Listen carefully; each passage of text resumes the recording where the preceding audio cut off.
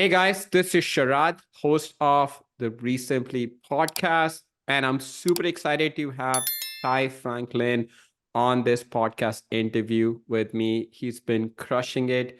He's based out of Atlanta. I'm really excited to know more about him and his business. Hey Ty, welcome to REsimpli podcast, man. How are you doing? I'm doing good, man. Appreciate you for having me on. It's a Absolutely, man. pleasure. Thank you so much for being on the podcast, man. I've been really looking forward to speaking with you. Before we get started, why don't you just tell us a little bit about yourself, where you're based out of, what do you do, how long you've been investing for, and what kind of investing do you do? I've been in wholesaling, and so I do a little wholesaling. I do fix and flip as well. Looking forward to get into some buy and hold, some rentals this year. That's part of my goals. But prior to getting into the real estate industry, I was working as a logistics freight broker. So essentially like a middleman between, manufacturing companies and truck drivers and piecing those together and kind of managing the shipments. So essentially middleman in that process. And then I eventually found wholesaling a little bit during right before the pandemic, a little bit, went down the rabbit hole. Because I wanted to, generate wealth or create wealth for myself, or create time freedom. I was working as a broker for like 7 years doing that. So that was like phone sales and things like that. But I got tired of the strenuous, going to and from work, to and from the office, commuting for 7 years.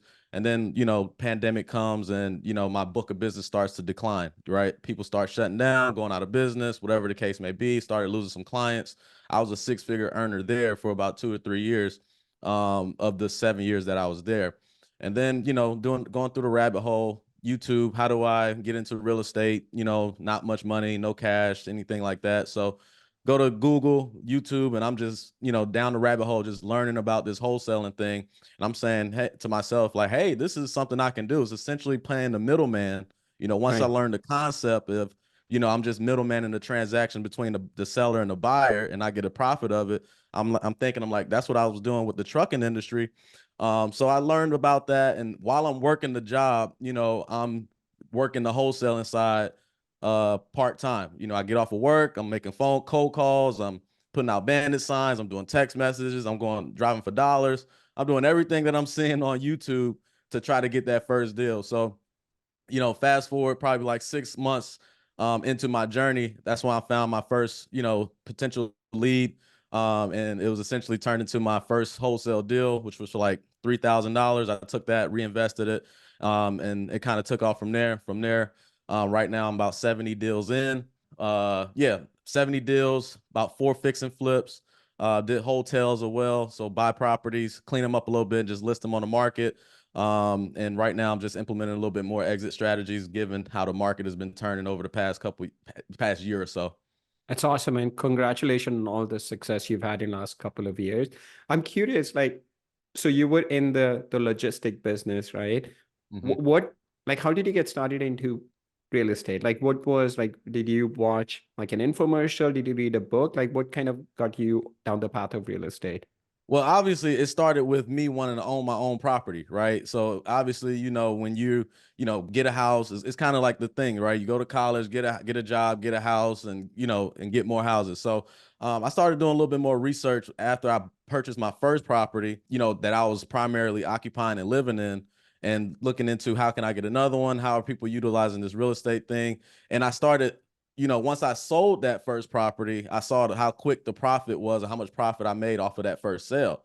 I only lived in the house for probably a year and a half, right? So I saw, the money, how fast the equity kind of built inside the property. So I wanted to deep dive real estate a little bit more. So that's when I started, looking up stuff on Google and starting finding Got it. things on YouTube. Yeah. So the first property you bought, that was a primary residence. You didn't buy it with the intention of like flipping it. It just like happened organically, and you're like, hey, I made pretty good money. I should do more of this. Right. Fantastic, man. And then once you decided to go into real estate, did you quit your job or were you still working? And then this was like a side hustle to begin with. Yeah, so I was still working and doing it as a side hustle. I was even while I was at the job, I was making calls to sellers and property owners and trying to, get properties under contract and working the business while I was at the job. When I had time to make calls, like during my lunch break and stuff like that. But yeah, for the most part, when I first got started, I was working, coming back home and working after I got off of work, and then doing it on the weekend as well, like on Saturdays. And that's when I started, getting a little bit more get more progress going. Yeah, Ty, I think it's so great to hear. We hear so many newbie investors use the fact that they have a full-time job as an excuse of not even getting started. And you had a full-time job and you were doing it wherever you had, time between during lunch break, any breaks that you have after hours and weekend, just to kind of create some momentum to get your first deal. I think a lot of people get discouraged. And then you said it took you about 6 months from the time you started to the time you got your first deal and you only made 3,000. Yep. I think that goes to show that you were determined. You had grit that, hey, I'm in this for the long haul, versus we notice a lot of investors, they'll try it for a month or two, they don't get anything, and they give up, right? They're Mm-hmm. like, hey, this is not enough. Or they may only make 3,000 or 5,000, not, this 10, 15, $20,000 deal. And they're like, oh, this is not worth it. So what was it about just committing to it and saying, hey, I'm going to go in this long term? You didn't get any deals for 6 months and you only made 3,000, which is not chump change, but, I'm sure you've had a bunch of other deals where you made a lot more money. Like, Right. what was it? What was your mindset that just kept you going? Yeah, good question. So, and I think I appreciate you for asking that, because this is what's really important, right? So for me, obviously you're on social media, you're on YouTube, and you've seen all these people saying, "Oh, I closed this deal for 15,000, 20,000, 30,000, right?" And then I get my deal that's only $3,000. But for me, that was proof of concept, right? That was like, hey, I can really do this. You know what I mean? That gave me confidence, like, okay, I understand it was only $3,000 this first one, right? But I know there's a bigger and better opportunities out there if I stick to it. Now, granted, from the time I got that deal under contract to it closed, that was 30 days. So essentially, during this time at my full-time job, that wholesale check was more than my combined check at my full-time job during that time period for that month. Right. So I'm saying, okay, in 30 days, I made more doing this wholesale deal than I did at my full-time job that I'm spending 8 hours a day at. Well, let me put more energy and effort into this. Let me see how I can keep going. So um, really it's just having that belief and faith that, okay, if I can do it once, I can do it 1,000 times. And Right. then obviously this deal is not as big as one that I've seen or seen other people close, but that I learned from it. And then I'm going to apply what I learned to get those bigger deals later on down the line. Absolutely, man. Were there any like books you were reading? Did you have any like affirmation? Like, how did you just keep going? Right. I mean, it honestly, it can be very discouraging, right? You do marketing, you reach out to people. It's not easy to get, rejected by people. I mean, that happens a Yeah. lot in our business. You talk to a seller and, they get pissed off. They're like, hey, don't call me again. Why did you call me? I'm not selling. Like, how did you just keep going? Was it like books you were reading or mindset? Like, what was it that just you're like, hey, I'm gonna keep going. Doesn't matter. I'm just gonna get to the right person. Yeah. So for me, yeah, I was reading books, right? I was reading, The Magic of Thinking Big. I have a couple of them right here, actually. The That's a Magic of Think fantastic book, man. Yeah, The Magic of Thinking Big. It's a good read. Another one is Negotiating, Never Split the Difference by Chris Nice. Voss. Negotiating, learning, trying to increase my skill set. So part of that was that. Another part of it was just having my why up front. I know it's cliche. I know people hear that a lot, but why are you doing this? Like deep down, why are you doing this? Beyond the money, why are you really doing this? So for me, was the freedom, right? Like I said in the beginning, I got tired of commuting to work, being tied to the desk for 8 hours a day and working for somebody else. I wanted more time freedom, wanted more flexibility to be the actual boss, right? To be the CEO, to actually run the company, make decisions. So that was like the main thing, right? I wanted to get that freedom, and I always kept that front of mind whenever, I was getting a rejection, or whenever a deal didn't go through, or a contract didn't go through, or any of those roadblocks that I dealt with until I got that first deal. I always kept that why up front. Like, okay, this is why I want to do this, because I want to leave this. And I want it that bad. I'm gonna keep going no matter what, right? And then I believe that I can get it done, because one, I see all the people that's doing it, online or social media or whatever. If they can do it, I can do it. And why can't they, right? They're no different from me. They look like me. They have the same access to the tools and resources that are out there. All I have to do is put in the work. That's the only thing that's going to separate anybody from being successful and not successful is that work ethic to continue to keep going no matter what. Man, Ty, I cannot tell you that's such a great answer. It's just your why was bigger than the struggles that you were having. You know, 100%. you were in it for the long term. You were not, it was not get rich quick scheme for you. You Right. knew you stuck with it, you will make money from it, and you were willing to just in it for the long haul, man. Thank you so much for sharing that. Like, it's so refreshing to hear when, you know, you were in it for the long haul versus people get so discouraged in month one, month two, month three because they send out marketing, they spend money on marketing, they don't get anything. Like, oh, this business doesn't work, or this tool doesn't work, or this direct mail doesn't work, or whatever it is. But you knew it's gonna work if you stick with it long enough, man. So thank you for sharing that. Mm-hmm. Let me ask you this. So it took you about 6 months. You got a lead, a decent lead, then you closed. You know, it took you about 7 months to get your first check. Knowing what you know now, if you could go back, would you change anything to like minimize that time period that it took you? Or Yeah. it was just something like you're starting new, so it was going to take that much time? Right. So you kind of look back, hindsight, like, okay, I would change this, I would change that. But in all reality, I wouldn't change it for the world because all those different experiences, all those different things that I was doing were learning lessons. They were teaching me, okay, do this. Okay, not don't do this. Right. So one of the main things I would say I would change is getting like investing in software a little bit sooner. Right. I took a Huh. little bit long to invest in the software. Obviously, I didn't have a big budget at the time to allocate towards software and expenses. But as I was, setting aside some money, I did some DoorDash to pay for the softwares once I got them, like PropStream and a dialer. I had to get a couple dialers to try out to test them to see if I needed them. But the reason why I said the software is because it made me more efficient, right? It made me more efficient with my time. So when I first got started, I'm trying to do the free way. I'm trying to do free skip tracing, which is taking more time. I'm trying to do manual cold calling and texting, with Google Voice, which is taking more time. So I realized I need to be more efficient with what I'm doing. So I think if I were to change anything from my journey in the beginning, is invest in software way sooner than what I did. And that is such a great answer. Like you were willing to do whatever you needed to, like DoorDash, or it didn't matter. You're like you just had to get that deal, man. I know you have a very successful coaching business also where you teach. You have a community where you teach newbie investor. What do you notice that the biggest thing that they struggle with? Like, why are people that don't get to the finish? Like, what is it that they're not doing? Do they give up too soon, or they're not serious enough? Like, what is it that you notice?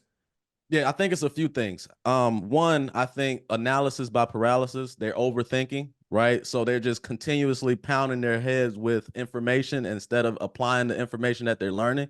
So that's one thing. They maybe, learn one thing from somebody and then see something else and learn that thing from somebody else. So like a different exit strategy, for instance.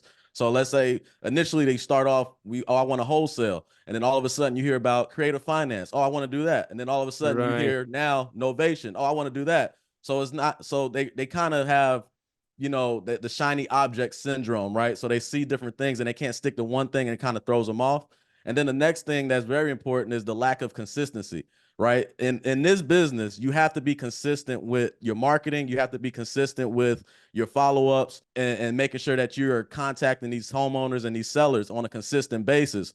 So, being inconsistent is something that I see. And then another thing is fear of picking up the phone and talking to people on the phone. Everybody wants to do automations and do text messaging and find ways to go around and avoid actually picking up the phone and saying, hey, seller, are you interested in selling your property?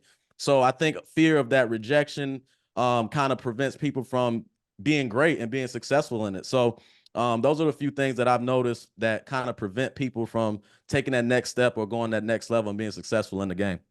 Yeah, I think I agree with that, man. We notice people, newbie investors, they look at they're following too many people, following people that are doing different things, and they see a wholesaler showing a check of 50,000, right? And that's the anchor that they have in their mind. Hey, I want to make 50,000. They're not happy with like $3,000 because they just want to get to where the wholesaler is now, Mm-hmm. and they don't look at where they started with, and they're following Right. someone else who did creative financing and got this, multifamily without putting any money. They're like, oh, I want to do that. Then they look at someone who's doing fix and flip and made six figures doing fix and flip. And they're like, oh, maybe I should do that. They don't stick with anything long enough and end up doing nothing, and A then that's thousand the, percent. yeah. And it's same thing with the marketing. We get asked so many times by newbie investors, hey, which marketing I should start out with? And our answer is the one that you can stick with the longest. A hundred Every percent. marketing works, but you have to stick with it long enough. It's like losing weight, right? You have to Yep. go to the gym, you have to eat healthy. You can't go to the gym one day, eat healthy one day, and expect a six pack. It's not gonna happen. You're not gonna lose weight by doing that. You just have to put in the work.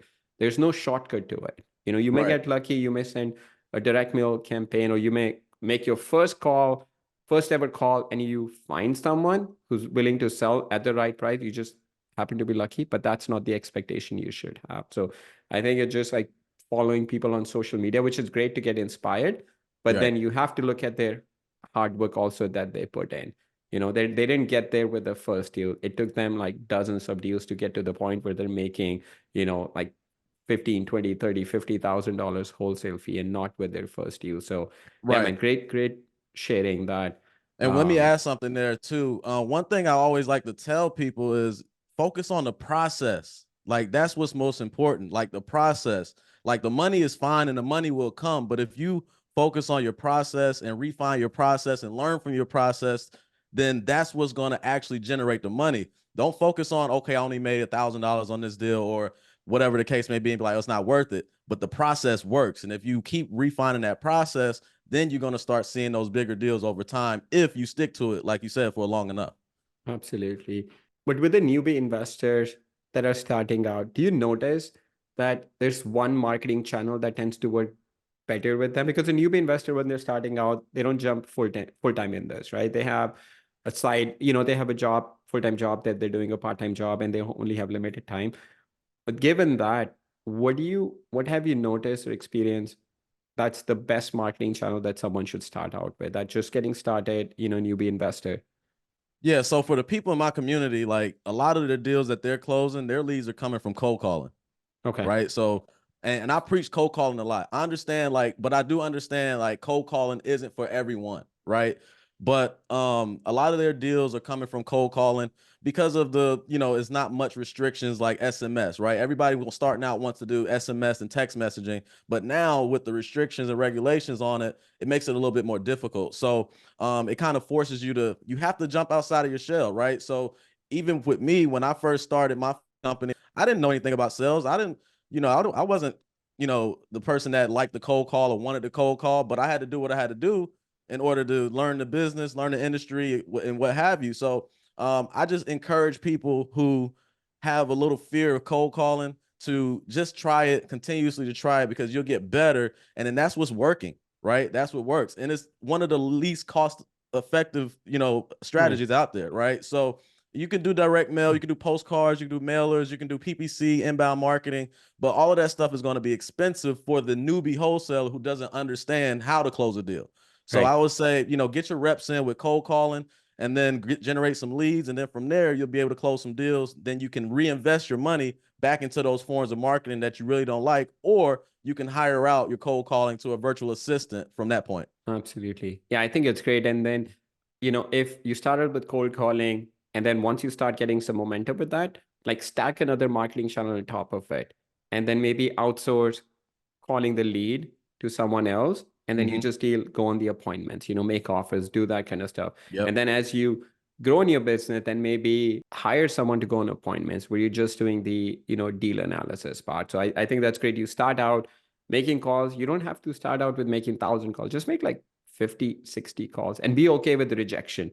I think Yes. that's another thing. Like, be okay with the rejection. You're going to get dozens of rejection before someone says, hey, all right, at least come look at my house. And then you may have to go on 10 appointments, make offers, and maybe out of 10, one gets accepted. So it's just a numbers game, but the only way you score appointed if you take a shot. There's no other Right. way to do that. Yeah, absolutely, Like man. I've heard someone say before, they said instead of counting the amount of yeses you get, count the amount of no's you get. So if you call in, you get a no, Now you're at 15 no's, and then you finally get a yes. Okay, dang, now I got to start over with my no's. Okay, now I'm calling. That's such a How great many idea. how many Yeah. no's can I get before I get to a yes, right? So, Right. and I love that thought process because it's like you're not really focused on the yes, you're focusing on getting through the no's, and essentially, eventually, you'll get those yeses, and they'll start to stack up.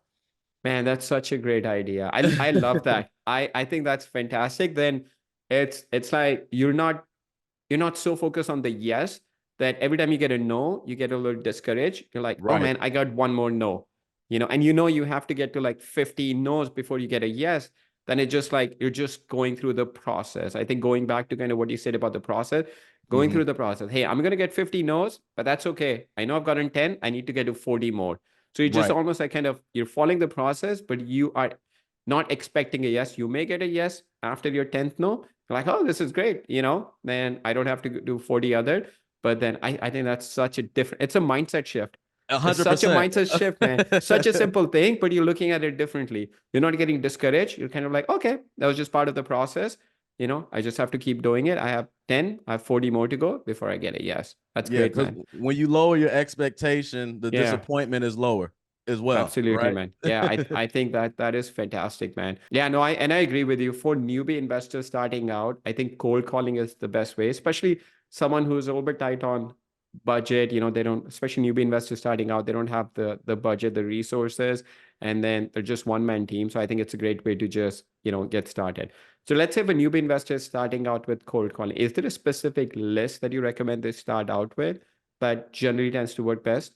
Yeah, my favorite list and the one that I closed my first deal off of, and then obviously more afterward is the first deal I closed was a vacant absentee, right? Oh yeah, Vacant yeah, that's absentee. yeah, definitely a good Yeah, list. Yeah, obviously that list is going to be a little beat up and banged up or whatever the case may be. But what makes but to refine that list and make it a little bit better is that the owner only owns two properties, right? The one that they currently live in, and then that one particular property.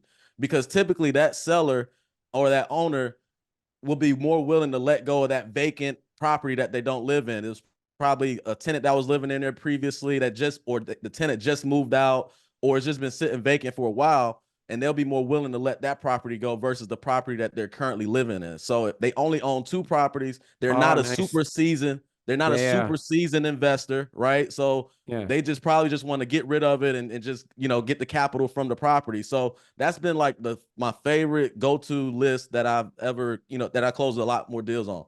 that's fantastic, man. Yeah, so you're not going after people that have 100 properties, because generally they'll be more sophisticated investors versus Yep. someone who has like their primary residence and maybe one or two other rentals. Then they're Yep. like accidental landlords, right? They bought a property and then they move on to another property. They're like, oh, I have this property just because I bought this as a primary residence, but they don't want to deal with that. I think that's a great list to go after. You're right, it's Yeah. going to be beat up, but it's just about being consistent. You're just following up consistently.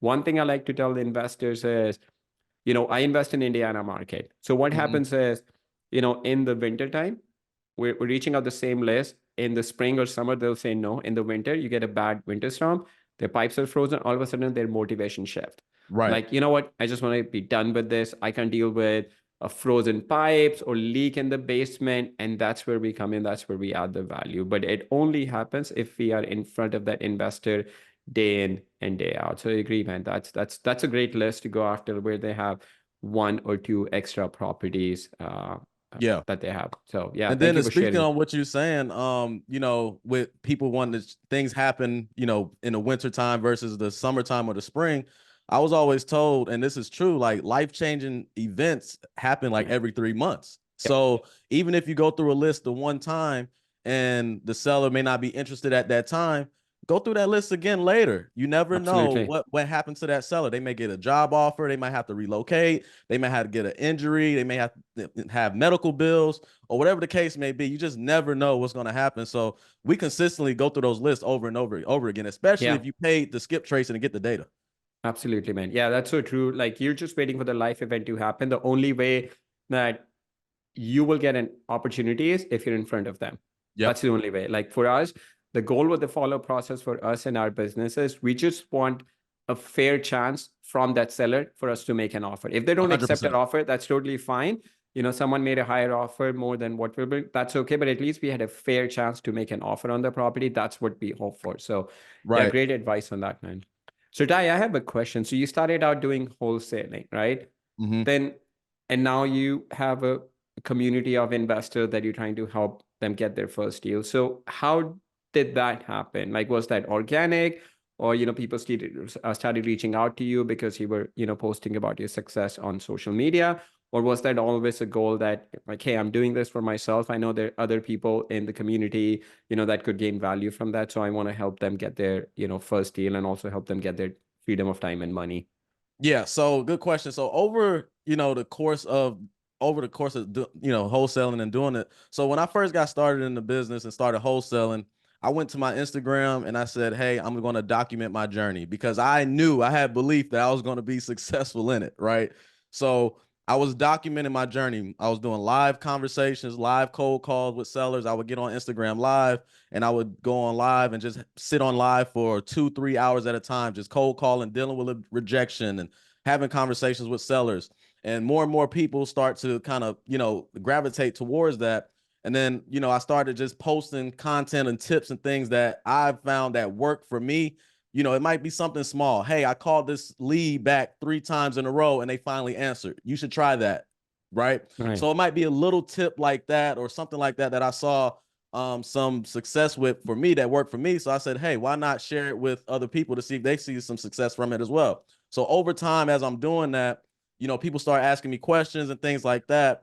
And I'm saying, okay, well, since people are asking me questions, it seems like I should create a community of people to be able to ask those questions and to be amongst each other. Obviously, you have Facebook groups and all these different things. But when I first started out, I wasn't in a community that was like more handheld on my phone, like a Discord. So it's a Discord community where you can just start Right. texting back and forth. If you have a question about anything, you can start texting back and forth, share your wins, share your losses, have fun, share tips and resources. So I said, I'm gonna just go ahead and do that because I didn't have that. So let me provide that to people to help them close some deals, right? With the knowledge that I know, and I just want to give back to people and help people out because that's just how I am. So Right. that's how that all formed. That's how it started. Yeah, Ty, I think it's great, man. Like, rather than just sharing the wins, you're actually sharing the process. So people come in with the right expectations. They're not, watching you, following you, just post, your check that you got from a hotel. You're actually showing people, hey, I'm on the call 2-3 hours, and this is exactly how my conversation is going. And that sets the right expectation. And then the community that you have, they come in with the right expectation. They're not coming in and saying, hey, I called 10 people, but I didn't get a deal. That's not the expectation that they're coming Right. with, man. So that's fantastic, man. Yeah, I think there's such a huge need for that, where you set the right expectation for an investor rather than just saying, hey, it's easy, you can get your first deal in 7 days, 10 days, because Right. it could happen, but that's not the right expectation. You have to have the right expectation of, you have to put in the work, you have to put in the effort. It's not going to happen overnight, but if you stick with it long enough, it's only a matter of time before you start getting your deal. So yeah, thank you for Right. creating a community and setting the right expectations and helping people achieve the freedom of time and money. Yeah. Appreciate that. Yeah. I got to show them the reality of the business, Absolutely, right? man. Absolutely. Yeah. So it's like going to a gym, right? If you look at someone who has six pack abs, has these, like, muscles and everything, it did not happen overnight. No. You have to see kind of, maybe they weighed like 200 or 250 pounds. They went to the gym 4 or 5 days a week. They ate healthy. That's what you got to focus on. That's the thing that's in your control. That's Yes. what I tell my team. You have to focus on things that are in your control. If you want to lose weight, what's in your control is going to gym, eating healthy. That's Hmm. it. If you want to get a deal, what's in your control is calling people, doing marketing, following up. Yep. Whether you get a deal or not, that's outside of your control. But if you do it long enough, it's just a matter of time before you start getting deals. So I, 100%. I think what you're doing is really great, man. Yeah, Ty, thank you so much for sharing that, man. I want to Yeah. move on to the next part of our podcast. So, Ty, what do you do for fun? Oh, for fun right now, I'm working summertime. I mean, wintertime when it's cold, I'm just here. But most of the time, I like watching sports. I gamble for fun. I guess you can call it fun, whether I win or whether I lose. I just What do you enjoy. what do you what do you like? You like to go to a casino? What do you like to play? Yeah, casino. I play roulette at casino, sometimes blackjack. I do Nice, sports betting as well. That's like my nice. primary thing. I also have like a sports podcast that I started, doing last year that, is kind of getting some momentum now. But outside of that, man, is really, traveling. I love to travel. Did a lot of traveling over the past couple years as well. Fishing. I like to go fishing. Just got into that. Golf here and there. I'm not that great Nice. yet, but I'm working on getting there because I know a lot of money is on those golf courses. So I'm gonna work my Yeah. way over there. But yeah, I like to do a lot of different things, to be honest, man. Being outside in nature, camping, just got done camping for the first time. Love that. Being at the lake. So I like to do a whole bunch of different things, man. I don't like being in the house that often, Yeah. but when I am in the house, watch movies and get on Nice. YouTube and watch videos and things like that and trying to learn. So, I like to do a lot of different things, man. Very That's flexible with great, that. man. That's great. What's the most fun place you've been to, in the last couple of years? Where do you would Oh, want to go again? well, I love Las Vegas. I go to Vegas every Oh year. man. Oh yeah, So I should that's have like my guessed with all favorite. your That's my betting and favorite place to yeah. go. In the States. But outside of that, I like Miami. I like Dominican Republic. Dominican Yeah. Republic is really good. Punta Cana, I love the Punta Cana, and Nice. then Montego Bay, Jamaica is very nice as well. So, obviously the Caribbean, I really enjoy the Yeah. Caribbean. I love the beaches and the weather, and the people are very, very nice and friendly. Right. So I would love to go back there, and then obviously I want to go overseas to Europe and stuff like that at some point. Nice. Cool, man. If you haven't been to Tulum, Mexico, you should check out, man. It's I've been it's to fantastic. Tulum. Oh, you Yep. have? It's Yeah, I've been to amazing. Tulum. I love Yeah. Tulum. I love everything about Tulum. That's such a great place. Cool, man. All right. What's the one book? It could be a business or personal, or you could have one of each that has had the biggest impact in your life. Yeah, I would say Never Split the Difference by Chris Voss. And the reason why I like that book because it teaches you how to negotiate and have conversations with sellers, right? Obviously, it's not all about sellers. It's the book is based off of a FBI negotiator who, Right. works with people who negotiate hostages and stuff like that. So it's delivered in a story format, but there's different keys out there in the book that helps you, like mirroring, and things like of that nature to help you with negotiating and having conversations with people. So that's a good one. Obviously, Think and Grow Rich. Everybody loves that book. It's a mindset shift thing. Um, the 10X rule. I got a lot of books, man. Yeah, you seem like the kind of guy who loves reading. Yeah. Yeah, yes. And then this one here, I just picked this one up. The Diary of a CEO. Yeah, I'm looking forward to that. 33 Laws of Business and Life. So it's supposed to be a really Fantastic. good book. Recently just came out. So I'm gonna check this one out. Just got this one this week as well. So Cool. yeah, Awesome, a lot man. of Yeah. different mindset things and some things that can kind of refine your skills, especially when it comes to speaking and talking to people. I think those type of books are very important in this business for sure. Thank you, man. Thank you for sharing. All right.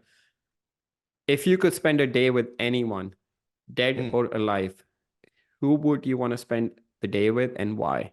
Ooh, that's a great question. I never even thought about that. Kobe Bryant. Kobe Bryant? Yeah, and the reason why is because of his work ethic, right? So he works so hard. He's super disciplined. Well, he was rest his soul. He passed away, but he's my favorite NBA basketball player ever.